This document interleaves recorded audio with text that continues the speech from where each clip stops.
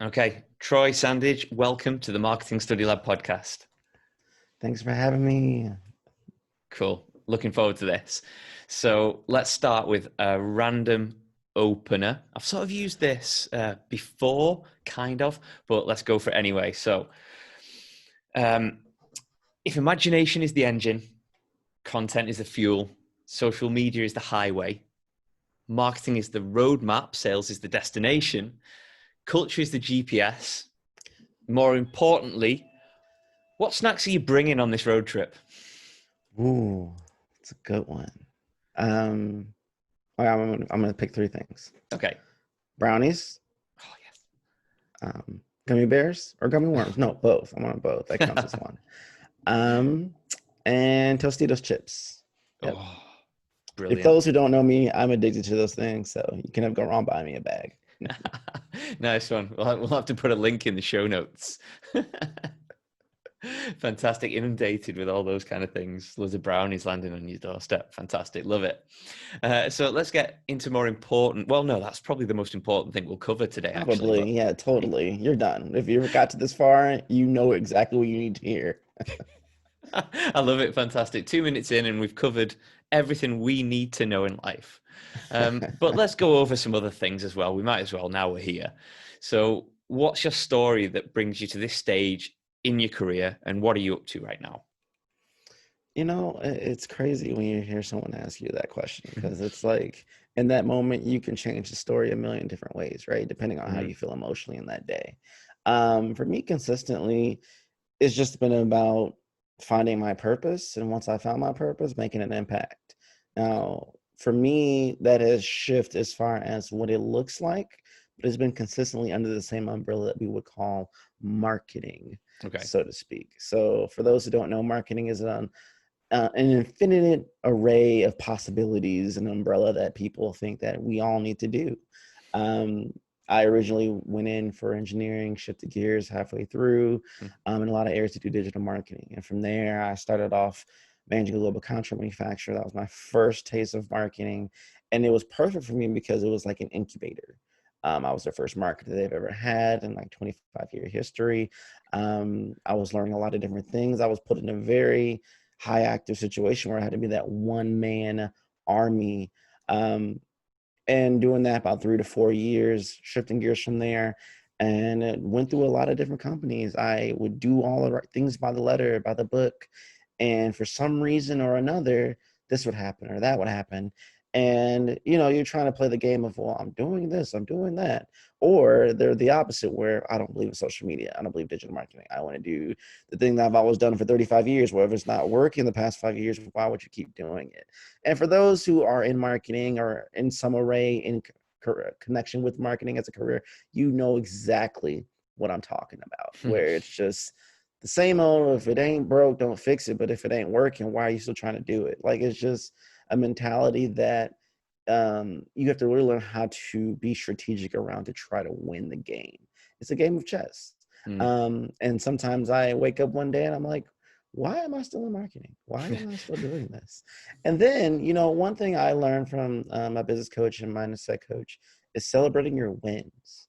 And so Okay. when I look back at my career of what I've actually have achieved, whether or not I was there very long, whatever or not the nuances of whatever the priorities were, hey, look what we did. I was able to help people maintain their jobs. I was able to increase their brand awareness and recognition, their profitability. I established their brands online. We got them a unified username. We built them a website. They got all these new clients. They built a community, all these different things. So for those who are in marketing, I know it's a little bit of an aside, but definitely celebrate your wins and don't just focus on like the non-going onset that we live in the world of social media. Bring it on back, I think one of the pivotal things I look back where I'm at my career now is that I'm not, and listen when you're hearing me when I say this, I'm thinking of more of what I bring to the table as far as my talent and my skill set and constantly learning. No Mm-hmm. matter what happens, especially during this time of COVID-19 and just unknowns right now, if you always keep that up to date, if you're always passionate about that, there will be a job out there for you. There will be a project, an opportunity, a client out there for you. So I've been leaning on that versus maybe a lot of people who are still unfortunately doing this, leaning on the brand name or recognition of companies they worked for in the past. And someone asked me this and said, well, I market for this company. That's great, but who are you? Mm. Who are you as a marketer? Who are you, whatever your career, whatever your position is, who are you in that realm? Lean in on that. Yeah, I completely agree. We get far too hung up with the daily activities, of which there are hundreds and hundreds within marketing. And like you said, celebrate your wins. Choose what you enjoy doing, and you're amazed when you step out of that employment zone at how many opportunities there actually are out there. I'm not saying it's easy, far from it. Just saying, Right. if you open your eyes to it, there's so many opportunities. So Cool. true.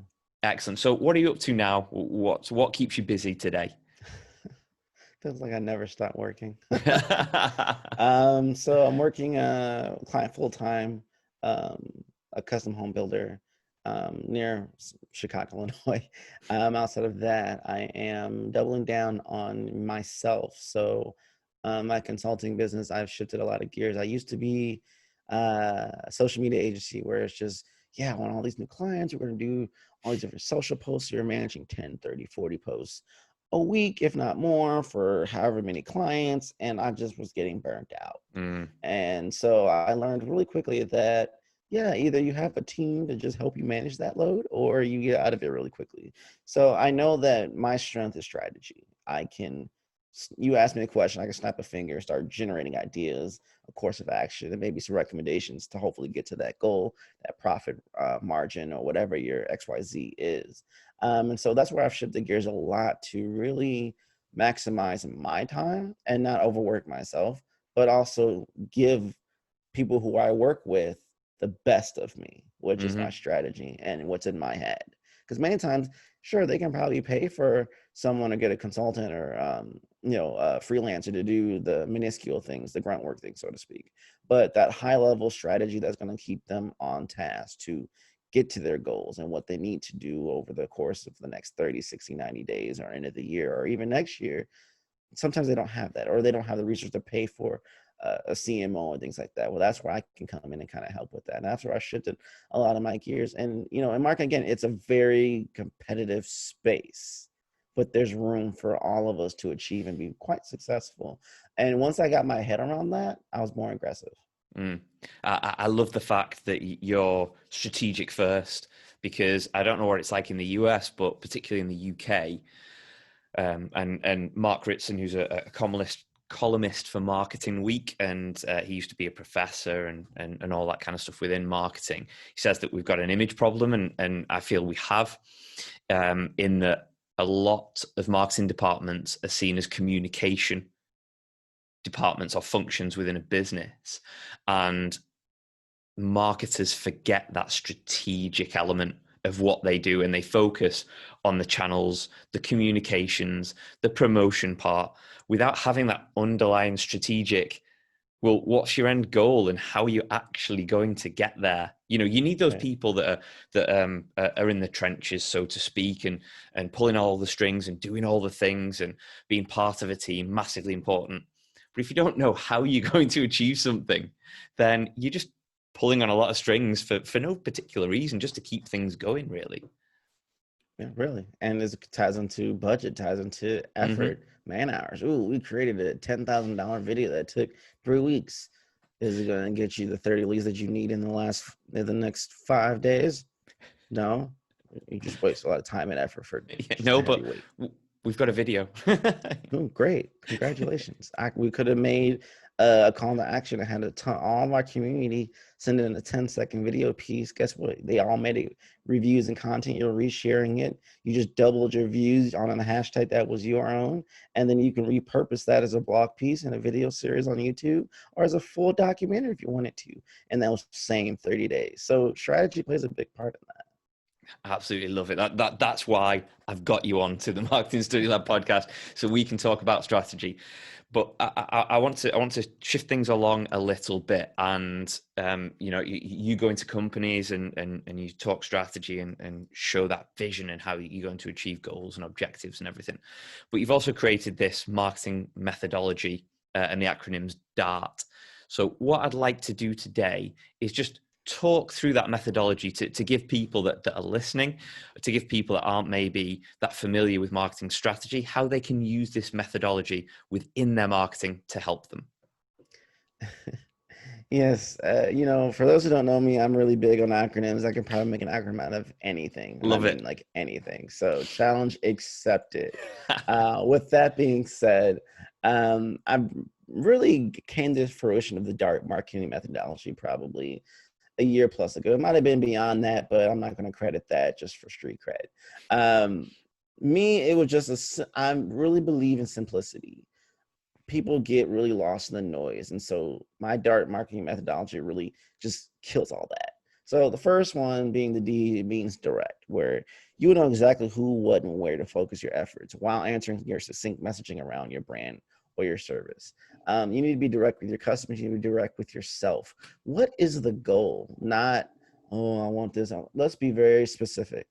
The more specific, the better, because then you have a very clear identity and objective of what you need to achieve, and then you know what a win looks like. If you're living in ambiguity, and a lot of marketers like to do that because we don't want to put too much pressure on us. Well, if we can just lean on impressions versus conversions, at least people are seeing us.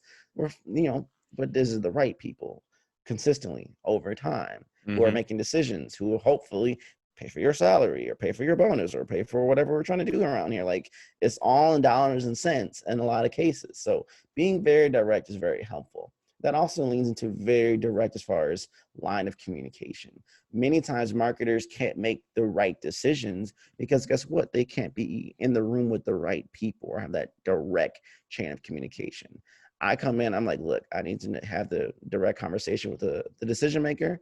I need to know, are you also the same person who manages the funds, not just to pay for my contract or pay for my project, whatever, but for you to manage your ad dollars, your budget. What do we have to work with? Being very transparent. And that leads into the A, being authentic, where we're really engaging in two-way conversations and acknowledges our target customer audience in a way that builds immediate interest and trust, but also internal as well. I think we focus so much externally, but if we don't hone in on our teams or even who we're working with internally, whether that's contractors, third parties, and everything else, it won't flow as well. And it'll show in the work, it'll show in the process, and it'll show in the results where, well, we could have had this, but this didn't happen, and video production didn't happen like this, and strategy and budget didn't happen like this, and our third-party social media person was posting language that wasn't connecting to our ads, and it wasn't making sense in our website. All this needs to be cohesive and succinct. So being very authentic in how you go about, no agendas, no BS, just everyone's just trying to come together for the ultimate goal, which we already established in the direct part of it. Moving on is being resourceful. SMBs, let's be honest, like, no one has the marketing dollars to spend for all this stuff. How many times have we all heard, well, I have a slogan and I think I want to be a Nike. Well, are you a Nike? Do you have the budget of a Nike or Adidas or Tesla? Sure, yes, you should start branding yourself as a premium brand. But if you don't have the financial resources or the know-how or the manpower, let's scale it back. Let's look at, again, being authentic and being very direct. What resources do we have to work with? And this is applying to creative. This is applying to financial. This is looking at your company, your organization, your business, your entrepreneurship, whatever you are, up and down, and just saying, okay, what percentage of stuff can I physically do right now? What can I afford to pay for? Does it make sense for me to pay for that service or should I wait? All this is about strategy and making that plan. If I know quarter 3 is all about creating content and quarter 4 is all about pushing ads, I'm not going to hire a PPC person in quarter 3. I may look into hopefully having a date of having a contract signed or someone ready to work with before quarter 4, but I'm not going to invest in that. I'm going to focus on creating the content. That way, when we do in quarter 4, guess what we have when they push out ads and ads leads and everything else? They'll drive it to videos, they'll drive it to landing pages, and all these content things, downloadable resources are ready to go at that disposal. But it comes with strategy and time. So really just knowing how to maximize what you're doing. And just one thing on that I really want to pick up on is the fact you said quarter 3, quarter 4. We're not talking in days. We're not talking in weeks. You're talking in quarters here, which is fundamentally missed off a lot of marketing campaigns, planning strategies. We want results. We want them right now. And it's like, no, like you said, going back to Nike and slogans and branding and strap lines. It's like Nike is fundamentally known for sportswear. Right. They weren't at the start, though. They built that equity up over time. So if you're talking about a slogan or a jazzy logo or a name that doesn't necessarily mean we do sportswear, that's fine. But you've got to be willing to put in the man hours and the time to build that equity. And I think that's what's forgotten quite a lot in marketing. Yeah, and I totally agree. And it does take time. It won't happen. And let's just kill this whole viral marketing, just niche. I cringe, absolutely cringe when someone says, Troy, I want to go viral. Okay, let's just say for the sake of argument that we can. So you're going to be a one hit, and that's what? You got an inflated number of community members times 10, times 20, times 50. Let's say you get to 1 million followers, but they just followed you in that impulsive moment because you made a silly video of yourself that went viral, or a meme or expression. Nothing to do with your business, nothing to do with your bottom line. They will not interact or engage with you after this moment, and they probably forget that they even followed you. Yeah. So then what?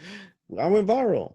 Yes, and you just inflated your numbers for marketing for a week. Now we're trying to replicate for the rest of the year, which will never happen. And now the marketing team is all disgruntled because we never can hit these vanity metrics anymore. That's the best example of viral marketing I've ever heard in terms of the rationale behind it. It's not really something you create, and it's not something you really want to happen, because like you said, it's all vanity. There's got to be a reason you want to go viral, and is your audience that big that you need to go viral? And even if it was big, then they'll find you anyway. You don't have to, like you said, self-inflate things. They will find you anyway. I like to think of, people know about my imagination engine and the highway, especially the highway, but I think of all our brands as universes where we're trying to attract people to our universe, and all these different planets are all our different services or ideologies that would cause someone to stay, whether that's your location, whether that's a small business, whether that you're a minority business, or what you lean and what you stand for, your affordability, whatever those value props and all these, they're all different planets. And so people are gravitated toward all of them. But now you have to maintain them within that universe. They just don't stay there. They can leave at any point if they choose to.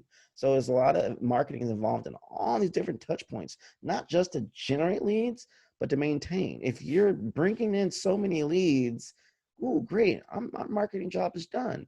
But you can't maintain the people you've already had to convert them to brand advocates.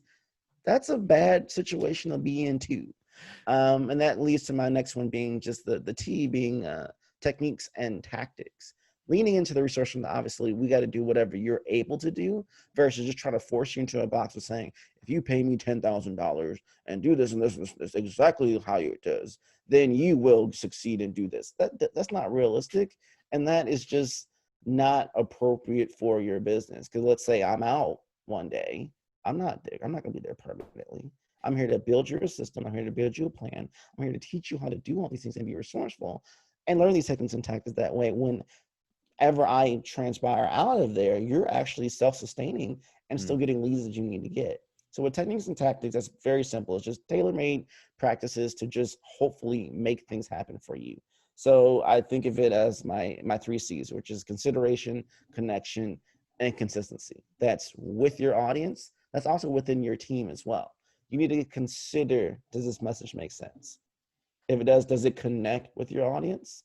Are you doing it consistently?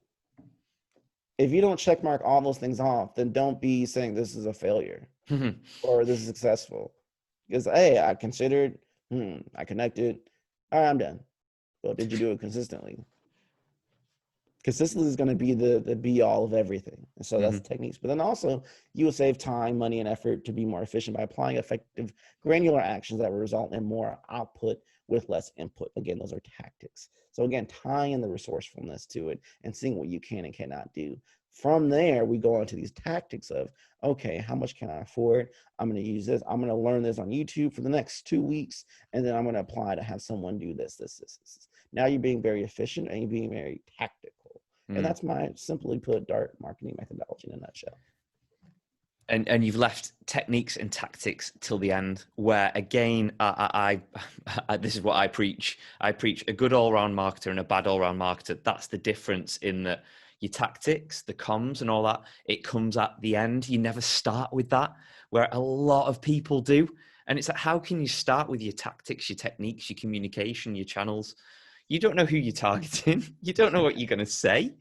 How can you start with that? It's utter craziness. And just as important as that is, you mentioned there, just as a side note, that it works internally as well as externally. So how important is getting your whole company on board with this methodology? It's a buy-in. It's a buy-in. I think a lot of times we forget, again, let me just be very clear that anyone who works under you, whether directly, indirectly, third party, whatever, that's a human. That's not a number that you can just leverage and push for whatever. They have to be bought in. And you have to really learn how to use them as their strengths. If I'm having someone who is a phenomenal video creator, but I'm also trying to force them to do PPC ends and writing content, and maybe they're mediocre at it or have baked best, that's not probably the best use of their time. Versus if they naturally create video, let them create video all day and just get the videos transcribed for blogs, for social posts, for graphics and everything else, if you don't have a lot of team to work with. But it's really understanding your team and how to use them effectively at their strengths, not trying to force them within their weaknesses too. But you're in marketing, so surely you can do all this stuff. Surely you can manage all these social channels. You can create tactical elements, and you can follow the strategic plan we've got, and you can create videos, and you can write copy. You're in marketing. No, I can say that I can do that. I can't do it all at 100%. I know I'm a unicorn, but that was years of just having to be that one man, or in the politically correct, one woman army or anything else, to make that work. In most cases, that's not realistic. And even in my case, I'm working 100+ hours to do all of that. That wasn't healthy to my mental health. And marketing in any company, any business, any career can be very extremely stressful if you're cranking out that much hours, not taking the time. So me is sitting down to figure out, what are my top 3 strengths and what are my top 3 weaknesses. Doesn't mean I can't do them when necessary, but let's be honest, if that's something I can't do as efficiently and I don't have a passion to do it, it's probably a weakness I should not try to be doing as much. And so a lot of marketers and anyone with their team really need to take efficiently to that. A lot of small businesses, what do that they fail at? They tend to take on more than they can handle. They don't ask for help. Asking for help is not a sign of weakness.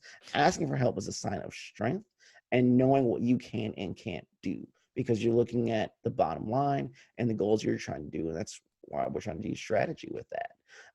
So with marketing, it's a lot of different shifts that you need to do, but I'd say lean in on your strengths. It is a big internal thing. Once everyone is bought in and they can see that you're using them at their strengths and you're reducing friction and they're just passing things along down the pipeline, guess what? Everyone knows what the goals are. Everyone knows how to measure them. Everyone knows what we're looking at, but yet they all have their own individuality that they don't have to feel too restrained. That system is going to get going. And if they know that, hey, we got 2 quarters to make this work versus 2 days, that's a significant difference. Yeah, I mean, imagine the pressure. You've got 2 days to do this, off you go. I mean, yes, sometimes it's, you have to do things in 2 days, but if you plan, if you strategize, then it becomes a lot easier over a longer period of time. And that equity you build over that period of time is far more important than those 2 days work. Right. So I think you've picked up on a few things that people are doing wrong, but Are there any other elements that people or marketers or companies, where are they going wrong strategically or otherwise within their marketing before you step in and save them, obviously? I don't think of myself as saving anyone. I think of anyone, I'm redirecting their strengths to just calibrate it to get a faster car. Okay, I like that. Cool. I think one of the biggest things is they're measuring the wrong data points. Okay. And maybe they've been doing it for a long time. Maybe someone just set up, maybe they just threw things on a board and just like, yeah, we're going to measure these things. And that's just because it shows the biggest numbers. Mm-hmm. Again, ooh, impressions. Ooh, follower count. Does those numbers up or minus determine my lead gen or my conversions? If they don't, which I will probably bet 100% that they don't, but you can convince me otherwise.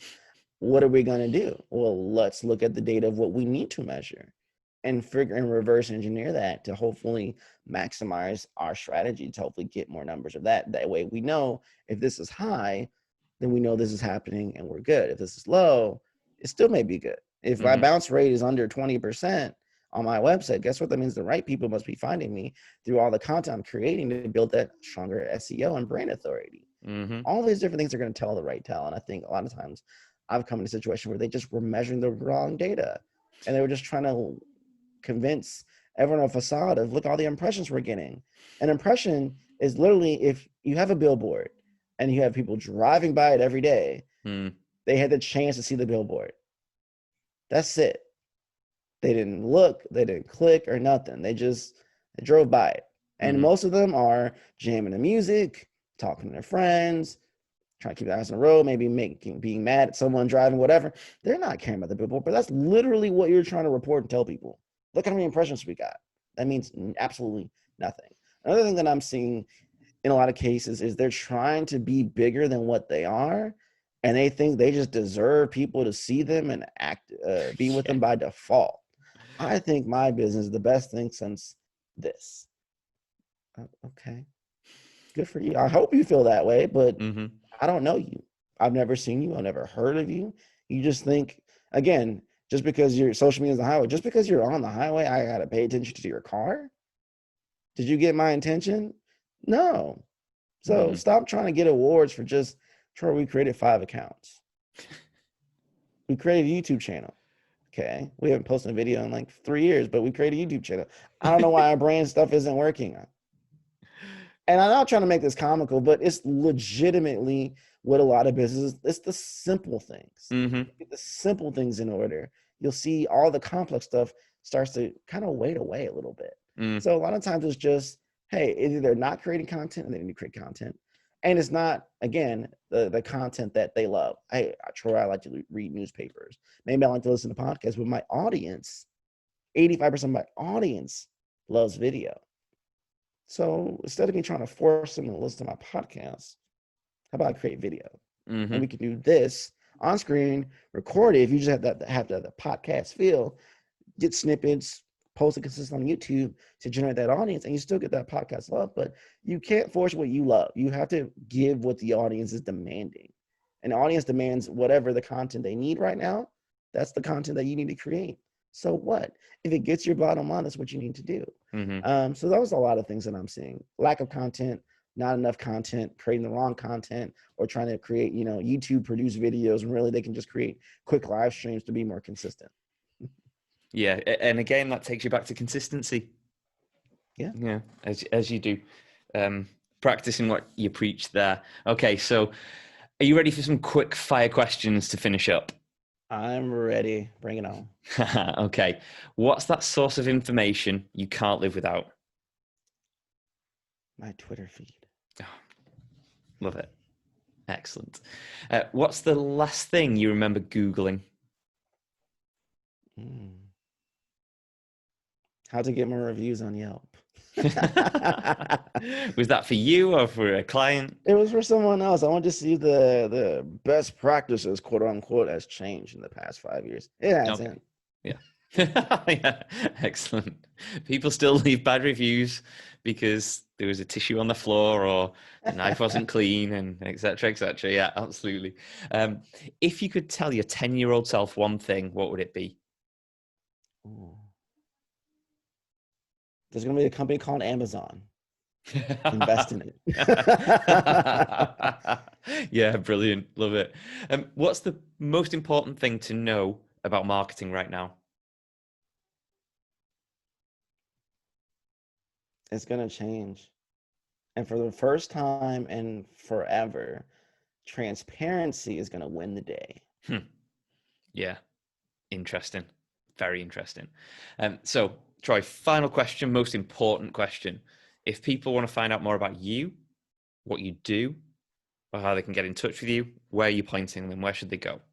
Well, they can find Troy at findtroy.com. I did that intentionally as the Love marketer it. that I am.